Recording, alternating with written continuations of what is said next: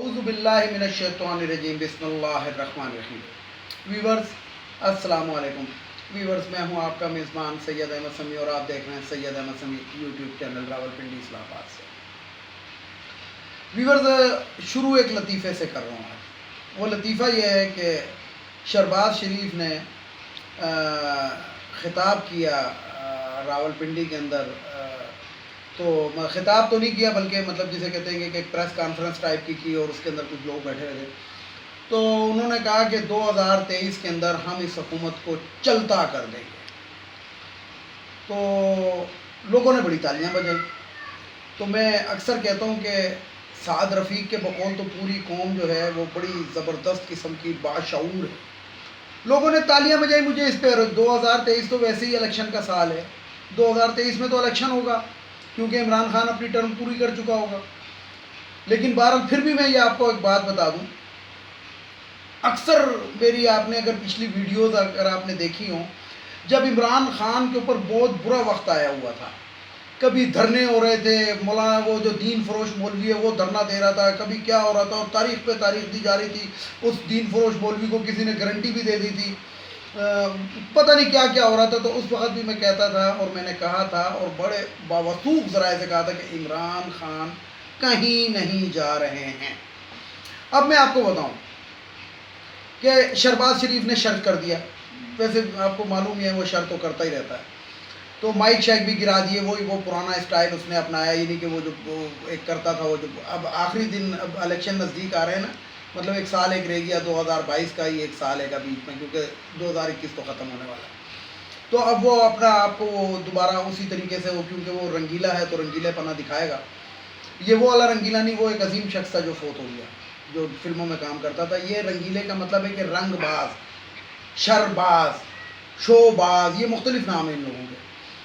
تو 2023 الیکشن کا بہرحال سال ہے، اور الیکشن کے اندر بھی میں آپ کو بتاؤں کہ یہ بے شک کینٹونمنٹ کی سیٹیں جیت جائیں، آر اوز کے ساتھ الیکشن کمشنر کے ساتھ مل کے کسی بھی طریقے سے دھاندلی کر کے یا جو بھی. اول تو پہلی تو بات یہ ہے کہ جو کینٹونمنٹ کے الیکشن ہوتے ہیں ان کے اندر تو لوگ باہر نکلتے ہی نہیں ہیں، کیونکہ پاکستانی قوم جو ہے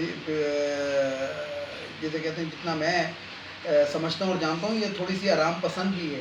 چھٹی کے دن آرام کرنا پسند کرتے ہیں، ووٹ شوٹ ڈالنا پسند نہیں کرتے، اور ووٹر کو گھر سے نکالنا پڑتا ہے منتے ترلے کر کے. تو بات یہ کی کہ یہ بے شک جیت ہیں. لیکن یہ میں آپ کو بتاؤں کہ عمران خان جو ورلڈ سروے ہو رہا ہے اور دنیا کے سروے ہو رہے ہیں اور پاکستان میں بھی سروے ہوتے رہتے ہیں، اس کے مطابق جو ہے لوگوں کو اتنی سمجھ آ چکی ہے کہ چور کو پہچاننا شروع ہو گئے، چور کو چور کہنا شروع ہو گئے. اور اس وجہ سے جو میرا ذاتی خیال ہے کہ عمران خان کی اگلی حکومت کو بھی کوئی خطرہ نہیں. اب آتے ہیں ذرا شہباز شریف کا جو بیٹا ہے، اس نے کہا ٹی وی کے اوپر بھی آ کے کہ جناب یہ جو جنرل باجوہ صاحب کا جو ایکسٹینشن ہے، یہ نون لیگ کا یعنی کہ جسے کہتے ہیں کہ باقاعدہ ایک فیصلہ تھا، اور اس کے تحت ہم نے ان کو یعنی کہ ایکسٹینشن کے جو بل تھا، جو بل تو نہیں تھا بلکہ قانون سازی کی گئی تھی، تو اس کے اندر جو نون لیگ نے ووٹ دیا تھا وہ اس وجہ پوری پارٹی کی مشاورت کے ساتھ کیا تھا. لیکن اس کی طرف 2-3 دن پہلے مریم صفدر صاحبہ نے کہا کہ میں اس گناہ میں شریک نہیں تھی. او بھائی تم ہو کیا؟ تم ایم این اے ہو، ایم پی اے ہو، تم ہو کون؟ یعنی کہ اس عورت کی آپ اس چیز سے اندازہ لگا لیں کہ یہ واقعی وہ جو فردوس عاشق امان صاحبہ کہتی تھی جیلی راج کماری، یہ اپنے آپ کو راج کماری سمجھتی ہے کہ میں اس گناہ. او بھائی تم ہوتی کون ہو؟ تمہیں کون سی تمہارے پاس سیٹ ہے؟ تمہارے پاس تو خواتین کی مخصوص سیٹ بھی نہیں ہے. تو تم سے تو کسی نے نہ پوچھنا نہ گچھنا. تو گناہ شکر ہے کہ یہ اچھا مزے کی بات میں آپ کو ایک اور بات بتاؤں. ایک نیکی کرو نا تو اس کا بڑا اجر ملتا ہے، 70 گنا ثواب ملتا ہے. تو شاید اگر یہ نیکی کر لیتی، اگر بقول ان کے کہ اس گناہ میں، لیکن یہ میرے نزدیک پاکستانی قوم کے لیے ایک نیکی تھی، اگر یہ نیکی کر لیتی تو شاید ان کے 70 گنا پہلے والے معاف ہو جاتے. जो गैरेज मैरिज में इधर उधर जो है गुनाह हुए हैं, और ये जो झूठ बोलना और जिसे कहते हैं कि रिश्वतें खाना, किक बैक्स खाना, हराम कमाई खाना, हराम के घर में रहना, हराम के घर के अंदर सारी आसाइशें जो है वो भी हराम की, तो शायद वो उनमें से कुछ गुनाह माफ़ हो जाते। तो बहरहाल अल्लाह ताला जो होता है वो ऐसे भी किसी के गुनाह माफ़ नहीं करता, बल्कि उसके दिल पे गिरा बांध देता, उसको कोई नेक काम करने भी नहीं देता। तो ये तो थी ये बात। अब आते हैं ज़रा मौलाना फजलुर रहमान साहब की जानिब। मौलाना फजलुर रहमान से काशिफ अब्बासी ने एक प्रोग्राम में पूछा कि जनाब क्या आपकी नज़र में आसिफ जरदारी और नवाज़ शरीफ जो हैं वो करप्ट नहीं थे? तो उसने कहा करप्शन मेरा इशू ही नहीं है। लेकिन मज़े की बात यह है कि उधर सामने काशिफ अब्बासी बैठा हुआ था, सलीम साफ़ी नहीं बैठा हुआ था, क्योंकि सलीम साफ़ी तो फिर सवाल चेंज कर देते हैं ही करके, क्योंकि ये तो प्लांटेड क्वेश्चन होते हैं बकौल इस दीन फरोश मौलवी के। लेकिन काशिफ अब्बासी ने उसको पकड़ लिया इस बात पे। उसने कहा कि जनाब आपके नज़दीक मुल्क का पैसा लूटना कोई इशू ही नहीं है। तो मौलाना फजलुर रहमान आखिर तक यही कहता रहा कि ये मेरे नज़दीक इशू नहीं है। यानी कि आप इससे अंदाज़ा लगा लें कि एक शख्स की रगों के अंदर जो खून रच बस जाए हराम का, तो उसके नज़दीक करप्शन कोई इशू नहीं रहती। इसलिए मैं ये बात आपको बताना चाहता हूँ कि बाद लोगों ने शायद काशिफ अब्बासी का प्रोग्राम ना देखा हो, तो यूट्यूब पर सर्च करके देख लें। मैं सिर्फ ये बताना चाहता हूँ व्यूअर्स को कि इन लोगों की इस बात से आप लोग अंदाज़ा लगा लें कि ये हराम को हराम नहीं समझते। और ख़ास तौर पे ये जब IGI इसकी हुकूमत थी, मुत्तहिदा मजलिस अमल की खैबर पख्तूनख्वा में, जो उस वक़्त सूबे सरहद था, यकीन जाने इन्होंने करप्शन के रिकॉर्ड तोड़े हुए हैं। मैंने असदुल्ला दुरानी की गाड़ी का सिर्फ आपको पेट्रोल बता दिया था, तो उस मतलब आप इससे अंदाज़ा लगा लें। अगर कहें तो मैं वो दोबारा भी पूरी की पूरी चीज़ वो शेयर कर दूंगा, मुझे कमेंट्स में बताइएगा, तो मैं वो दोबारा इसकी गाड़ी का पेट्रोल का ख़र्चा बता दूंगा कि वो अगर वो गाड़ी जो थी ना, यानी कि इतना पेट्रोल ड्रा किया गया उस गाड़ी के लिए कि वो रोज़ाना उसको एक चांद का चक्कर लगा के वापस आना चाहिए था, क्योंकि पूरे ख़ानदान का पेट्रोल, पूरे ख़ानदान के मोटरसाइकिलों से लेके गाड़ियों तक का पेट्रोल जो था वो सरकारी उसके ऊपर डलता था। और मैं आपको बताऊं कि ये इतनी करप्ट हुकूमत थी, मुत्तहिदा मजलिस अमल की, ये दाढ़ियाँ रख के इस्लाम का नाम लेके दीन फरोश जो लोग हैं, इन्होंने करप्शन के एक नए रिकॉर्ड उसके अंदर बनाए थे, बम धमाके ये वो इनकी उसमें आम था। तो ये तो बहरहाल तारीख़ का हिस्सा है, और आने वाले दिनों में तारीख़ क्या लिखेगी और क्या बताएगी ये इंशाल्लाह पता लग ही जाएगा, क्योंकि अब साद रफ़ीक वाली बाशऊर कौम नहीं है, अब नए पाकिस्तान की कौम है। अब लोग मुझे पूछते हैं या लोगों से पूछते हैं और कमेंट्स करते हैं कि जनाब नया पाकिस्तान, तो यही नया पाकिस्तान है, यही नया पाकिस्तान है कि अब इंसान बंदे को चोर का पता लग गया है। अब जजिस की करप्शन पकड़ी जाती है, अब वज़ीरों मुशीरों से कोई पूछने वाला है, अब इन लोगों को कोई ना कोई सवाल करने वाला इनसे है। इसी को नया पाकिस्तान कहते हैं। नून लीग वाले कहते हैं कि इमरान खान ज़रा सड़क पर निकल कर दिखाए तो फिर अवाम इसको बताएं। तो मैं इनको कहता हूं कि आप में से भी कोई ज़रा सड़क पे अकेला निकल कर तो बताए, तो वाकई आपको भी अवाम बताएं।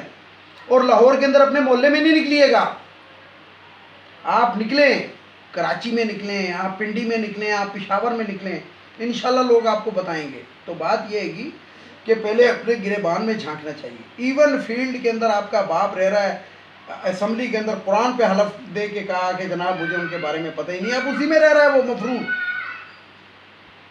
तो व्यूअर्स, जितना आप इनके बारे में सुनना चाहें, किताबें लिखी जा सकती हैं इन लोगों की करप्शन के बारे में।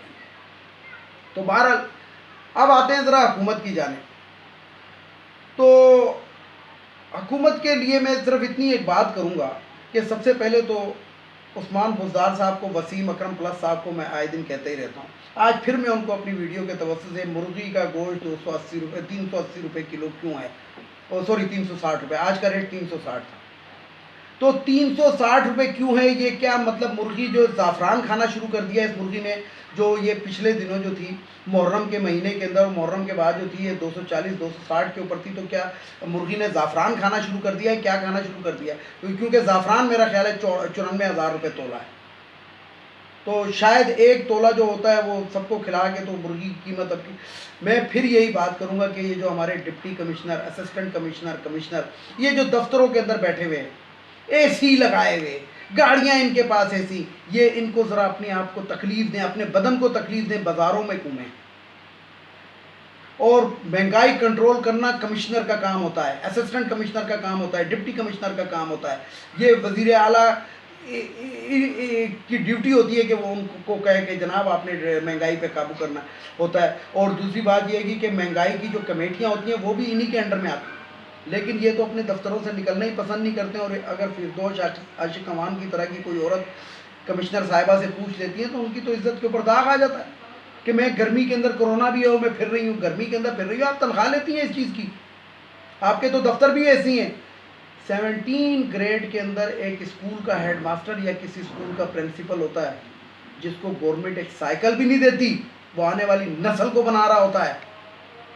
ان کے دفتروں میں کوئی ایسی نہیں ہوتا، لیکن ان کے دفتروں میں ایسی، ان کی گاڑیوں میں ایسی، ان کے ڈرائیوروں کے پاس ایسی. یہ اے سی کے بغیر چل ہی نہیں سکتے. تو حکومت کو میں یہی اتنا ہی کہوں گا کہ جس طرح اسپیچ کی تھی یونائٹڈ نیشن کے اندر، جس طرح وہ ابھی نندن نے جاتے وقت کہا تھا جب اس کو چائے پلائی تھی کہ دا ٹی واز فانٹاسٹک، تو میں انڈیا کے جتنے بھی اینکر ہیں، جتنے بھی ٹی وی کے اوپر پروگرام چل رہے ہیں جنرل بخشی کو، میں ان کو صرف اتنا ہی کہوں گا دا اسپیچ واز ویری فانٹاسٹک. کیونکہ جو اسپیچ تھی اس نے پورے انڈیا کے اندر آگ لگائی ہوئی ہے.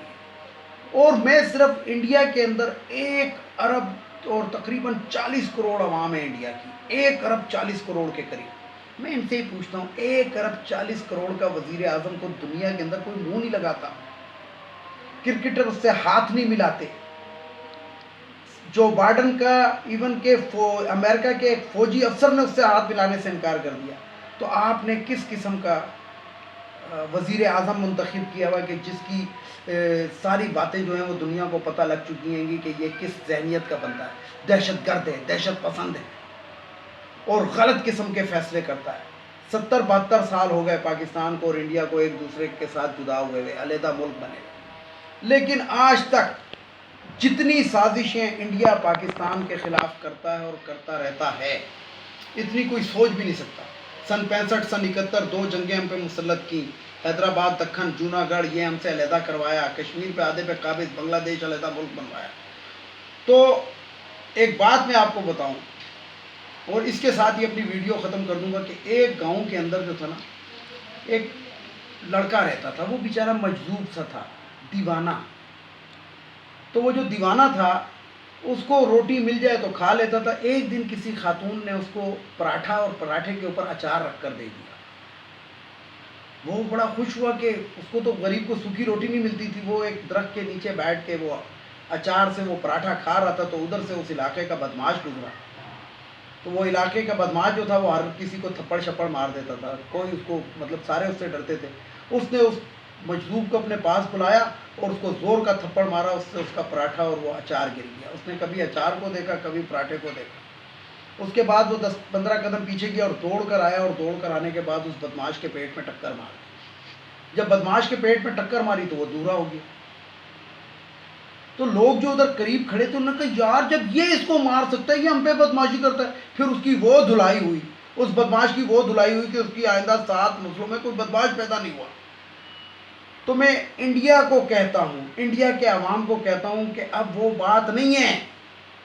اب ادھر عمران خان ہے، اس کا اچار روٹی مت گرانا نہیں تو ٹکر مار دے گا. اور جب اس نے ٹکر ماری تو پھر میں تمہیں بتاؤں جو ملک تمہارے سے ڈرتے ہیں، سری لنکا، بنگلہ دیش، مالدیپ، انڈونیشیا، سکاٹرا، پاکستان اور میانمار، یہ تمہیں پکڑ کے دبا کے کوٹیں گے. بھوٹان اور نیپال کے نام لینا بھول گیا تھا. ویڈیو کو لائک کریں، شیئر کریں، سبسکرائب کریں، بیل آئیکن کے بٹن کو ضرور دبائیں تاکہ میری نیکسٹ ویڈیو آپ کو مل سکے. اور اس کے ساتھ اجازت چاہوں گا. اجازت چاہنے سے پہلے میرے روایتی جملے: ایک ان اخوانیوں کو غیرت کھانی چاہیے، اپنے ملک واپس جانا چاہیے.